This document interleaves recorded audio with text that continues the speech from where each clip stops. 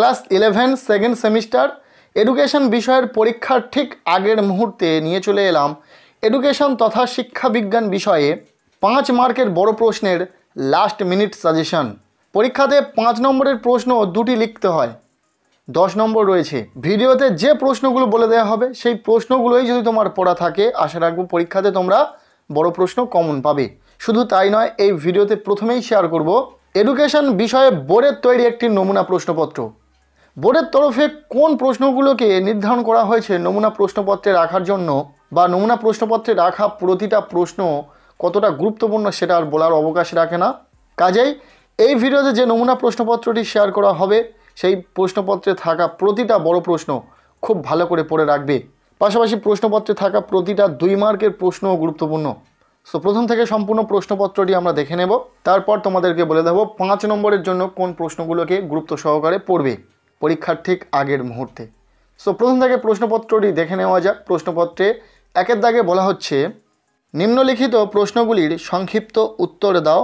এখানে 2 মার্কের 5টি প্রশ্নের উত্তর লিখতে হবে। টোটাল 10 নম্বর রয়েছে এবং বেশিরভাগ প্রশ্নের তোমরা অথবা প্রশ্ন পেয়ে যাবে।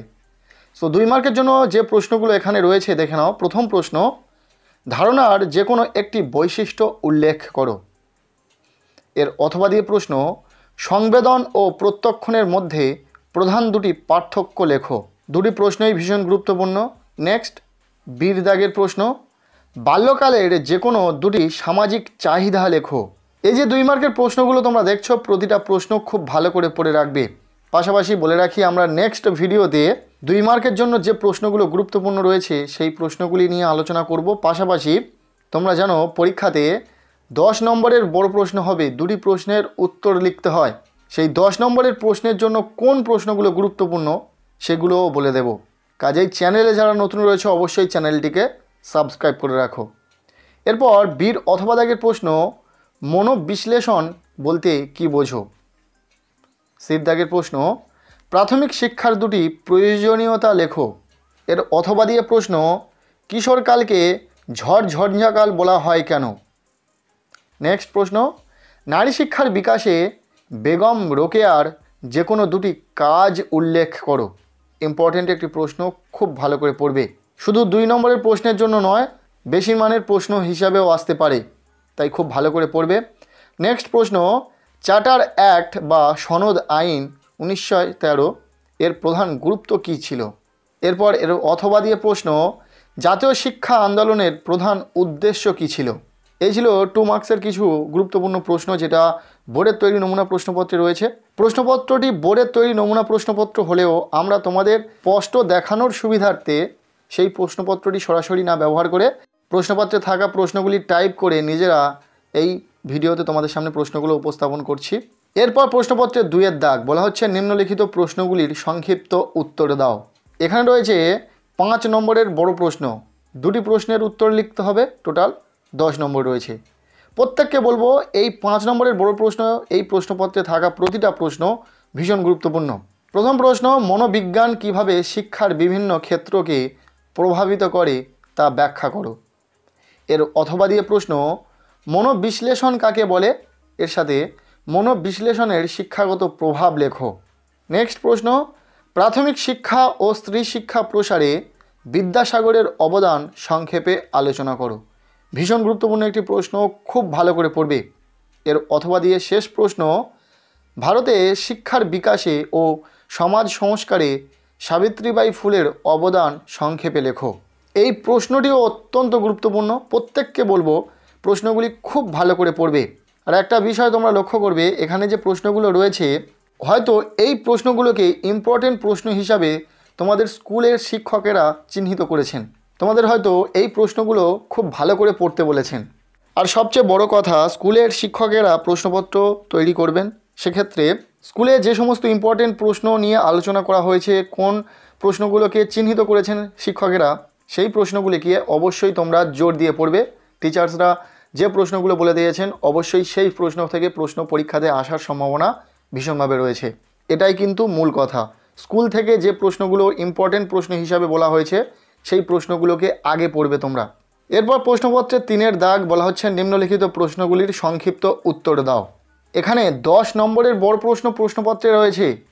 তোমাদের 4টি প্রশ্ন থাকবে প্রশ্নপত্রে, যার মধ্যে থেকে 2টি প্রশ্নের উত্তর তোমাদেরকে লিখতে হবে। তবে মনে রাখবে প্রশ্নগুলো কিন্তু সরাসরি একটা প্রশ্ন থাকবে না, 2টো প্রশ্ন মিলিয়ে একটা প্রশ্ন হবে। ওকে, তোমরা খেয়াল করো প্রশ্নগুলো। প্রথম প্রশ্ন, বৃদ্ধি ও বিকাশ কাকে বলে? এই দুটি প্রক্রিয়ার বৈশিষ্ট্যগুলি লেখো। বৃদ্ধি ও বিকাশ প্রক্রিয়ার মধ্যে সম্পর্ক নির্ণয় করো। প্রশ্নটি ভীষণ গুরুত্বপূর্ণ রয়েছে, খুব ভালো করে পড়বে। এর অথবা দিয়ে প্রশ্ন, কৈশোর বলতে কি বোঝো? কিশোরের দৈহিক ও মানসিক বিকাশগত বৈশিষ্ট্যগুলি লেখো। এর সাথে কৈশোরকালের চাহিদা পূরণে পিতামাতার ভূমিকা আলোচনা করো। এই প্রশ্নটিও ইম্পর্টেন্ট রয়েছে। নেক্সট প্রশ্ন, প্রাচীনকালে বৈদিক শিক্ষার বৈশিষ্ট্যগুলি লেখো। এর সাথে বৈদিক শিক্ষার সাথে বৌদ্ধ শিক্ষার পার্থক্য নিরূপণ করো।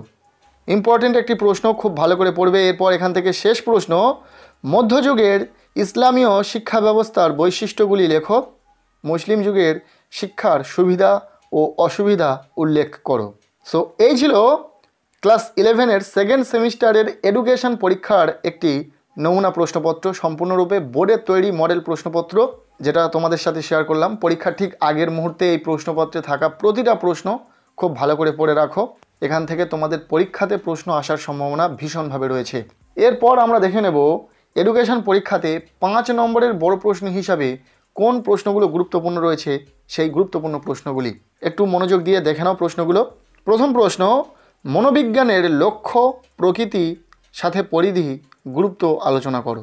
একটা দুটো দিয়ে কিন্তু প্রশ্ন আসতে পারে, তবে সবগুলি তোমরা দেখে রাখবে। এরপর দ্বিতীয় প্রশ্ন, শিক্ষা মনোবিজ্ঞানের বৈশিষ্ট্য সাথে পদ্ধতিগুলি লেখো।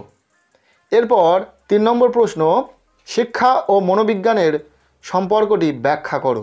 এই যে প্রশ্নগুলি বলছি, প্রতিটা প্রশ্ন ইম্পর্টেন্ট রয়েছে, তবে এই প্রশ্নগুলির মধ্যে থেকে কোন প্রশ্নগুলি বেশি গুরুত্বপূর্ণ সেটা কিন্তু স্টার চিহ্ন দেখে তোমরা বুঝে নেবে। যে প্রশ্নের শেষে তোমরা স্টার চিহ্ন লক্ষ্য করবে, সেই প্রশ্নগুলি কিন্তু বেশি জোর দিয়ে তোমরা পড়বে। নেক্সট প্রশ্ন, প্রত্যক্ষণ সম্পর্কে গেস্টালের মতবাদ ব্যাখ্যা করো। নেক্সট প্রশ্ন, থর্নডাইকের শিখন তত্ত্বের মূল সূত্রগুলির শিক্ষাগত তাৎপর্য লেখো। ভীষণ গুরুত্বপূর্ণ একটি প্রশ্ন, খুব ভালো করে পড়বে। পরের প্রশ্ন, অন্তর্দৃষ্টি কি? এর সাথে অন্তর্দৃষ্টিমূলক শিখন কাকে বলে? ভীষণ গুরুত্বপূর্ণ প্রশ্ন। নেক্সট প্রশ্ন, গেস্টাল মতবাদের ত্রুটিগুলি উল্লেখ করো। এই প্রশ্নটিও ইম্পর্টেন্ট রয়েছে। পরের প্রশ্ন, পর্যবেক্ষণ পদ্ধতি কাকে বলে? এর সাথে পর্যবেক্ষণ পদ্ধতির ব্যবহার লেখো। এরপরের প্রশ্ন, ভারতীয় সমাজ সংস্কারক হিসাবে রাজা রামমোহন রায়ের অবদান সংক্ষেপে আলোচনা করো। পাশাপাশি তোমরা রাজা রামমোহন রায়ের নারী শিক্ষা বিস্তারের পদক্ষেপগুলো দেখে রাখবে। প্রাথমিক শিক্ষা বিস্তারের ক্ষেত্রে বিদ্যাসাগরের অবদান আলোচনা করো। প্রশ্নটি গুরুত্বপূর্ণ রয়েছে, দেখে রাখবে। নারী শিক্ষায় বেগম রোকেয়ার অবদান। নেক্সট প্রশ্ন, শিক্ষাক্ষেত্রে প্রত্যক্ষণের গুরুত্ব আলোচনা করো। নেক্সট দেখে যাবে, সাবিত্রীবাই ফুলকে ভারতীয় নারী শিক্ষার অগ্রদূত বলা হয় কেন? এই প্রশ্নগুলো তোমরা 5 মার্কের প্রশ্ন হিসাবে খুব ভালো করে দেখে রাখো। পরীক্ষার ঠিক আগের মুহূর্তে এই প্রশ্নগুলো খুব ভালো করে পড়ে নাও। নেক্সট ভিডিওতে আমরা শেয়ার করব 2 মার্কের জন্য কোন প্রশ্নগুলো গুরুত্বপূর্ণ, পাশাপাশি 10 মার্কের জন্য যে বড় প্রশ্নগুলো পরীক্ষাতে আসতে পারে সেই গুরুত্বপূর্ণ প্রশ্নগুলি। কাজেই তোমরা যারা চ্যানেলে নতুন রয়েছে অবশ্যই চ্যানেলটিকে সাবস্ক্রাইব করে রাখো নেক্সট ভিডিওগুলি পাওয়ার জন্য। আজকের এই ভিডিওটি ব্যাস এতটুকুই। কেমন লাগলো ভিডিওটি কমেন্টের মাধ্যমে জানিও। ভিডিওটি ভালো লেগে থাকলে লাইক করে দাও। আমাদের এই চ্যানেলে নতুন হলে চ্যানেলটিকে সাবস্ক্রাইব করে রাখো, আর পারলে ভিডিওটি বন্ধুদের সাথে প্রচুর শেয়ার করে দাও।